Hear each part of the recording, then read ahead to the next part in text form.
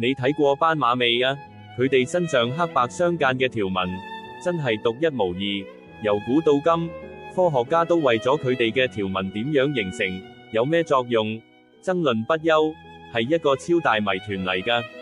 究竟呢啲圖案背後，隱藏住啲乜嘢驚人秘密呢？今日就等我哋一齊嚟拆解啦！原來，解開呢個謎嘅關鍵人物，竟然係傳奇數學家艾倫圖靈。你冇聽錯啊，就係嗰位破解納粹密碼嘅天才。